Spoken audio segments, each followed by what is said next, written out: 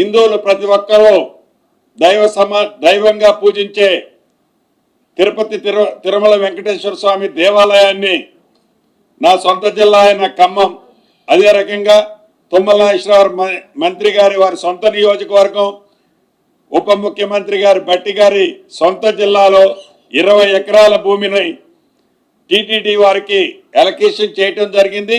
అక్కడ పవిత్ర వెంకటేశ్వర స్వామి దేవాలయాన్ని టీటీడీ వారి సొంత నిధులతో ఒక స్టేడియంతో పాటు ఒక ఫంక్షన్ హాల్తో పాటు అద్భుతమైన టెంపుల్ని నిర్మిస్తారని వారి బోర్డులో ఆమోదించుకోవడం జరిగింది.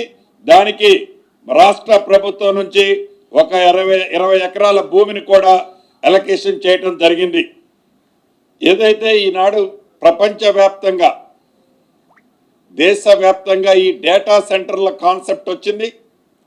ఈ డేటా సెంటర్ల కాన్సెప్ట్కు సంబంధించింది గ్రీన్ ఎనర్జీ పాలసీని ఒకదాన్ని ఈరోజు రాష్ట్ర కేబినెట్ ఆమోదించడం జరిగింది.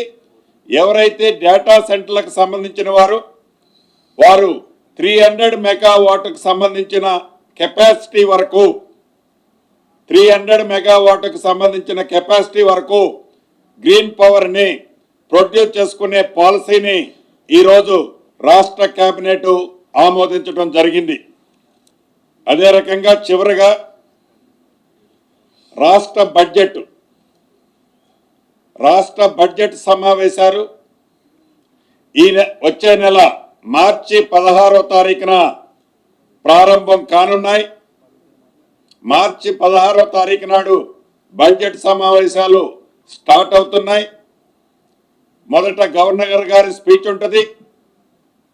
మార్చి 20వ తారీఖు నాడు బడ్జెట్ని శాసనసభలో ప్రవేశపెట్టి తర్వాత ప్రొసీజర్ అంతా కూడా జరగటం జరుగుద్దని కూడా ఈరోజు కేబినెట్లో నిర్ణయం చేయటం జరిగింది. సో ప్రధానంగా సుదీర్ఘంగా చాలా అంశాలు ఇవి కాకుండా ఇంకా చిన్న ప్రభుత్వానికి సంబంధించిన ల్యాండ్ ఎలలేషన్ సంబంధించిన అంశాలు కొన్ని జరిగినాయి. ఇంటర్నల్గా ఈ డిపార్ట్మెంట్ నుంచి ఆ డిపార్ట్మెంట్కి ఇలా ఓవరాల్గా మోర్ దాన్ 4.5 అవర్స్ సుదీర్ఘంగా రాష్ట్ర కేబినెట్ జరిగింది.